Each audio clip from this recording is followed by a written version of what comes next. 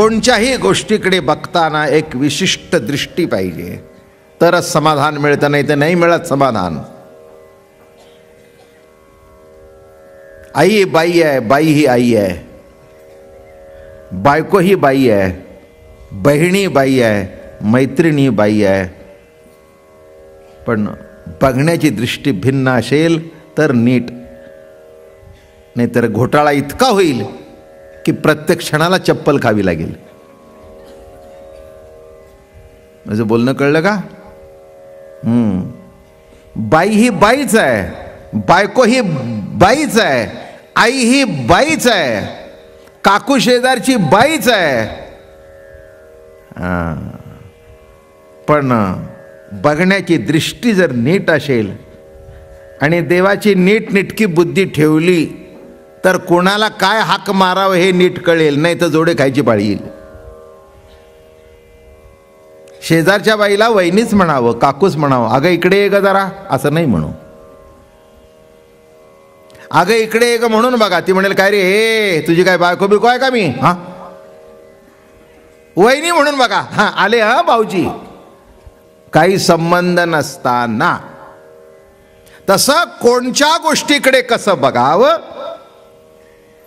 सामान्य जीवनामध्ये येणाऱ्या व्यक्तीकडे बघण्याची दृष्टी सुद्धा आपली जर विभिन्न लागते, तर कृष्ण चरित्राकडे बघताना सुद्धा एक विशिष्ट दृष्टिकोनातून बघावं आणि रासक्रीडेकडे बघताना सुद्धा त्या विशिष्ट लेवलने बघावं, म्हणजे विकार निर्माण होणार नाही आणि विकृत अर्थ काढणार नाहीत. आमच्या धर्मामध्येच काही काही लोकांनी बालकृष्ण मान्य केला, बालकृष्ण मान्य केला म्हणून प्रत्येकाच्या आपल्या देवाऱ्यावर कुठचा कृष्ण आहे? तो रांगतो ना कृष्ण, तो आहे. म्हणजे अंधनच देतात, तो आहे ना. गोपी कृष्ण नाही, राधा कृष्ण नाही, म्हणून बालकृष्णाची पूजा करणारे सगळे आहेत, पण राधाकृष्णाची पूजा करणं जरा अवघड आहे. अख्ख्या भागवतामध्ये राधेचं नाव नाही आहे.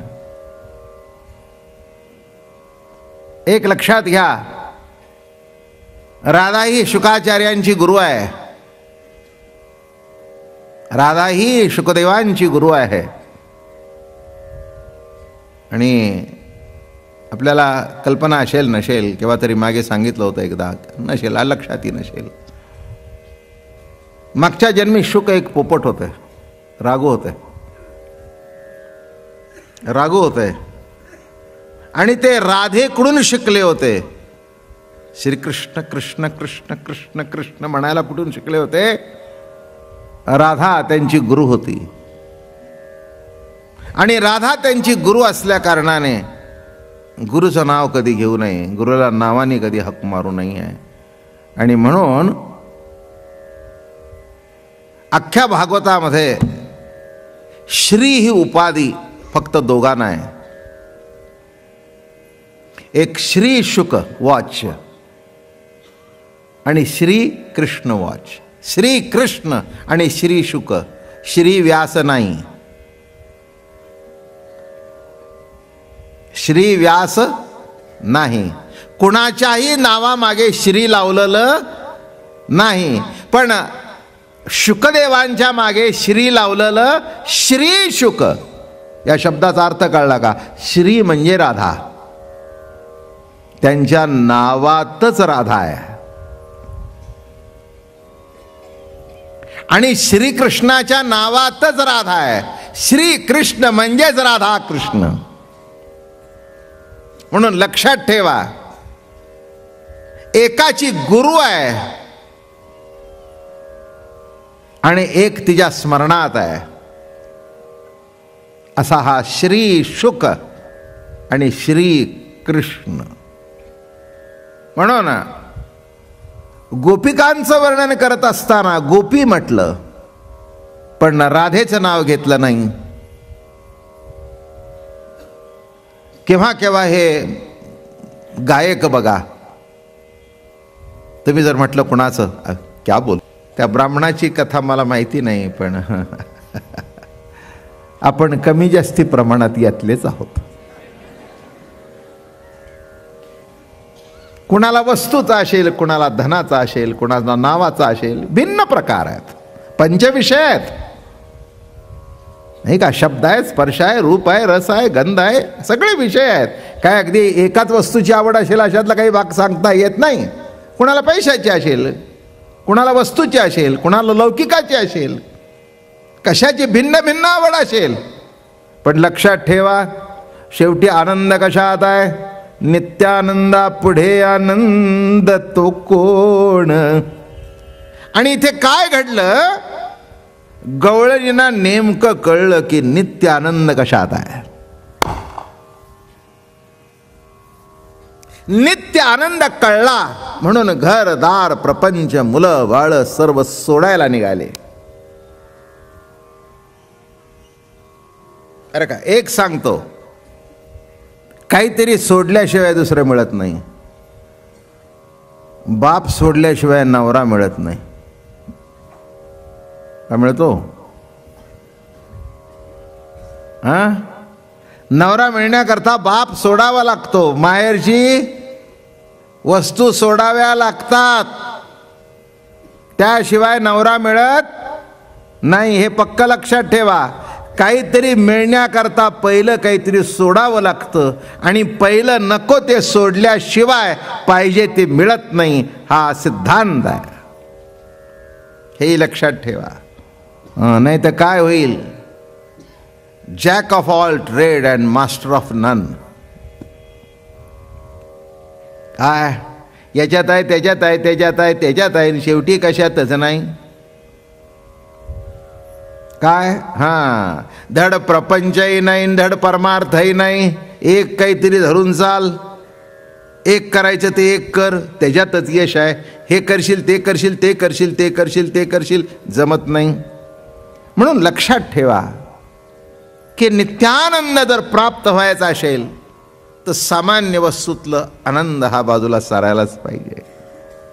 त्याचा त्याग घडल्याशिवाय त्याचा भोग घडत नाही. काही काळ आनंदाचा असतो, जिलेबी खाल्ली तेवढ्यापुरता आनंद भेटला, पुन्हा संपलं, पुन्हा संपलं. काय राहतो का? किती वेळ आनंद? काही काही मंडळी मी खाण्याच्या आवडीची, खाऊन उठताना सुद्धा तोंड वाकडं. गुरुचं नाव एवढं मोठं आहे की आमच्या ह्या वाणीने घेण्याची आमच्या वाणीची लायकी नाही, पण कार्यकारण परत्वे घ्यावं लागलं म्हणून कान धरले. क्षमा करा महाराज, आपलं नाव घेण्याची योग्यता आमची नाही आहे, पण परिस्थितीजन्य घ्यावं लागलं. आणि काय होत होतं? राधेचं स्मरण झालं की शुकदेवजी समाधिस्थ होत होते. शुकदेवाने विचार केला की राधेचं नाव घेतल्यावर जर आपली समाधी लागते आणि याला 7 दिवसात उद्धार करायचा आहे, परीक्षिती राजायचा, इथेच जर समाधी लागली तर इथेचा उद्धार कसा होणार? तेव्हा एकच करावं, हे भागवत कथा पूर्ण व्हायची असेल तर फक्त नाव घ्यायचं नाही, गोपी म्हणायचं, नाव घ्यायचं नाही. आता असे शुकाचार्य, अमलात्मा परमहंस शुकदेव, ज्ञानेश्वर महाराज म्हणाले, विषय जिनोणी जन्मले ते शुकादिकही दादुले, ते विषयोची वाणिता झाले भाट दयांचे. विषय जिंकून जन्माला जे आले, बघा विरोधाभास कसा आहे. विषय जिंकून जे जन्माला आले ते भगवंताच्या विषयाचं वर्णन करता करता त्याचे भाट झाले. त्याचं कारण काय? नव्हे काम तो भोगरती सुखाचा, निजानंद तो ओपिला अंतरीचा. काम, कामना, इच्छा, कोणते शब्द नीट समजून घ्या. काम, कामना, इच्छा. काम शब्दाचा अर्थ केवळ वाईटच आहे असं नव्हे, नाही का? भगवंताच्या ठिकाणी कामना निर्माण झाली आणि त्या कामनेतून विश्व निर्माण झालं. कामना, काम, कामना, इच्छा इच्छा प्रगट झाली. लक्षात ठेवा, तुम्हाला सुद्धा इच्छा प्रगट झाली लग्न करण्याची. मग लग्न झालं, थांबले का? नाही, म्हणाले आता एक बाळ व्हावं. काम, कामना, इच्छा ही केव्हा नाही? केव्हा नाही? खाण्याची इच्छा, पिण्याची इच्छा, उत्तम पलंग असावा इच्छा, उत्तम कपडे असावे इच्छा. कशाची इच्छा नाही? प्रवचनाला नीटनेटकी जागा मिळावी,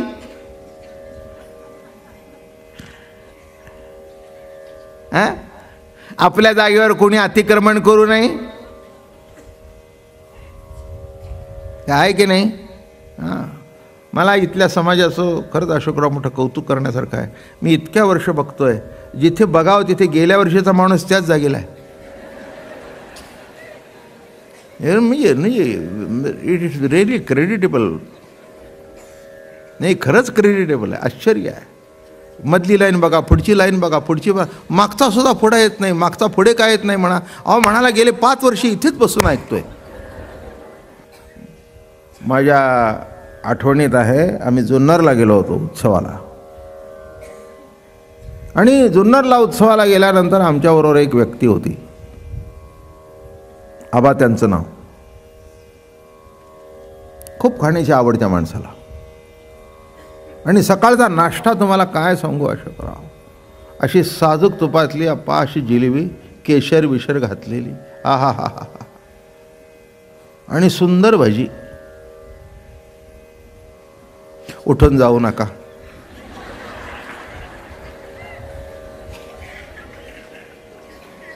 नाही तर तुम्ही म्हणाल महाराज आम्ही तरी काय करावं, काम कामना इच्छा,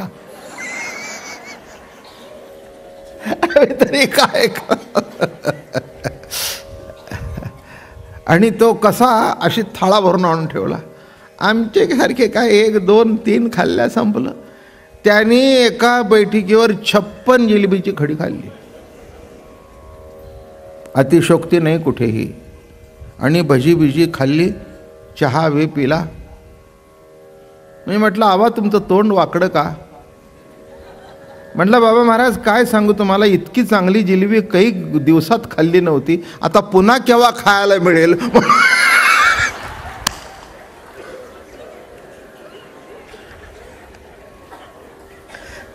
पुन्हा केव्हा खायला मिळेल, आणि 56च का खाल्ली, अजून देवाने कपॅसिटी का दिली नाही. आता कळलं का?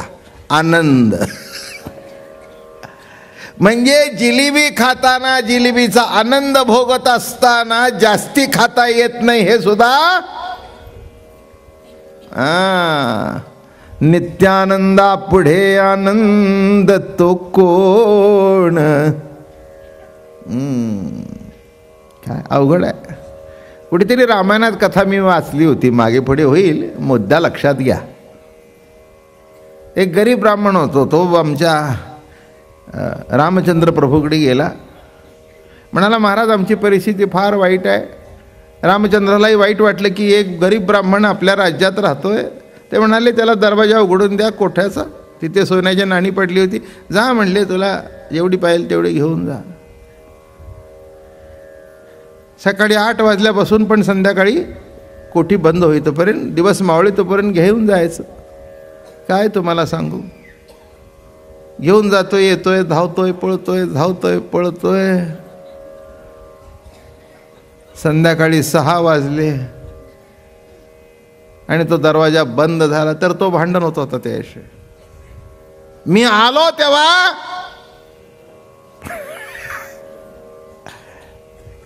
मी आलो तेव्हा नुकता दरवाजा अर्धा झाला होता, अजून टाइम झालेला नाही. उडाला. तितक्यात रामचंद्र प्रभू आवाज ऐकून आले. काय म्हणले, काय बाबा झालं? म्हणले तुम्ही सांगितलं होतं सूर्यास्तापर्यंत, आणि आत्ता मी आलो अर्धा दरवाजा, मला आतमध्ये शिरून देत नाही, नेऊन देत नाही. रामाने पाठीवरून हात फिरवलं. म्हटलं सकाळी बाबा राजा, सकाळी तुझ्याजवळ यातली किती नाणी होती? म्हणलं एकही नाही. आता किती आहेत? म्हणले माझ्या झोपडीत जागाच नाही. आता झोपडीत जागा नसताना सुद्धा अजून तू निजलायस, अजून जागा होत नाहीस, अजून जागा होत नाहीस. अरे काही नव्हतं तिथे थप्पीच्या थप्पी लागली तरी तुला समाधान नाही. आणि राजा, नित्यानंद देणारा प्रत्यक्ष सच्चिदानंद रूप राम तुझ्या समोर असून तुला त्याचा मोह सुटत नाही, काय रे करू. आता खुर्च्या मोकळ्या असल्या तरी पुढे मांडी घालून बसणारी मांडी घालूनच बसतात. मी म्हटलं तुम्ही मांडी घालून का बसता, खुर्च्या तिथे आहेत ना. नाही हो म्हणले, समोरून बरं वाटतं. मी कशा करता सांगतोय, ही सुद्धा कामना आहेच, ही सुद्धा इच्छा आहेच. नाही कुणात कामना, बाबा महाराजात सुद्धा कामना आहे नाही का. ती कामना आहे म्हणून तर प्रवचन चाललीत. ज्या दिवशी कामना संपेल त्या दिवशी प्रवचन बंद करून घरी बसेन. बोलणं कळलं काय. ज्या दिवशी कामना संपेल, आज प्रवचन करू नये, बंद बंद तर बंद. आज ती इच्छा आहे, कामना आहे. आपल्याकडे जे आहे, प्रभू जे आपल्याला सुचवतो ते लोकांना सांगावं. कुठेतरी थोडा जीवनामध्ये, या दुःखरूपी जीवनामध्ये एक तास का होईना आपल्याला आनंद देता आला तर द्यावा, ही कामना आहे. कारण शेवटी काय आहे, वस्तूतून मिळणारा आनंद, वस्तूतून मिळणारं सुख हे क्षणिक आहे. आणि इथे मिळणारा जो आनंद आहे, नित्यानंदा पुढे आनंद तो कोण. काय म्हणतायत, निळोबार आहे, सुंदर गवळण गातात. नित्यानंदा पुढे आनंद तो कोण, विषय सुख बाई बापुडे ते क्षीण, जेथे नसरेची वैकुंठ सदन, शेषशायी त्रिकुट भुवनवो, नेघो म्हणून त्यागी ती परता, घेऊ संग सुख हरीच्या सांगाते. काय लिहितायत बघा, नित्यानंदा पुढे आनंद तो कोण. सामान्य किंबहुना एक महत्वाचा मुद्दा सांगतो. दुःखाच्या सापेक्ष सुख आहे, पण आनंदाच्या सापेक्ष काही नाही. आनंद म्हणजे आनंदच, निखळ आनंद.